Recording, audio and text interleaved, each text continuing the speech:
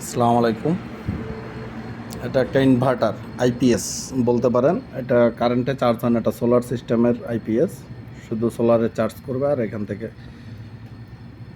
আপনার বিদ্যুৎ তৈরি করে আপনার ব্যবহার করতে পারবেন।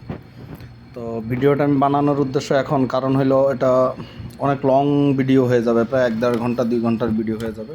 এই জন্য আর আমি অত করতেছি না। আইসিগুলো আমি খুলে ফেলছি, দেখতে পারতেছেন। এখানে আইসির গ্যাপগুলো পুরো খালি, আইসিগুলো যেখানে রাখা আছে। আইসি তো না, আপনার ফ্যাটের নাম্বারগুলোও দেখে দিচ্ছে পরবর্তীতে ইনশাল্লাহ।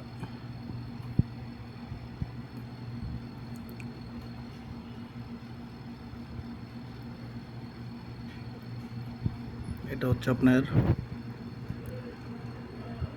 8N06A। এটার সাথে চারটা করে বড় 8টা আছে। এটা হচ্ছে আপনার 25N50। তো বড়গুলো এখানে বসবে। তো আমি এর ভিতরে 2টা ফ্যাট খারাপ পাইছি, আরও চেক করতে হবে, ভালো করে চেক করতে হবে কেন খারাপ হয়েছে 2টা। নর্মালি তো 2টা খারাপ হয় না, তারপরও চেক করতে হবে। সবাইকে ধন্যবাদ। পরের ভিডিওর জন্য অপেক্ষা করেন, আমি ঠিক করে দেখব। চেক করার সময় আপনাদেরকে আবার ভিডিও আপলোড দেবো ইনশাআল্লাহ, এবং কী খারাপ হয়েছে সেটাও দেখব।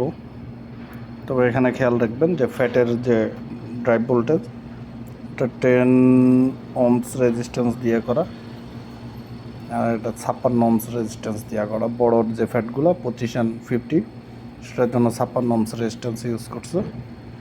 আর ছোটো যেগুলো ফ্যাট, সেটার জন্য 10 ohms রেজিস্ট্যান্স ইউজ করছে। পিছনে তেমন পিছনে কোনো পার্টস নেই। ধন্যবাদ সবাইকে।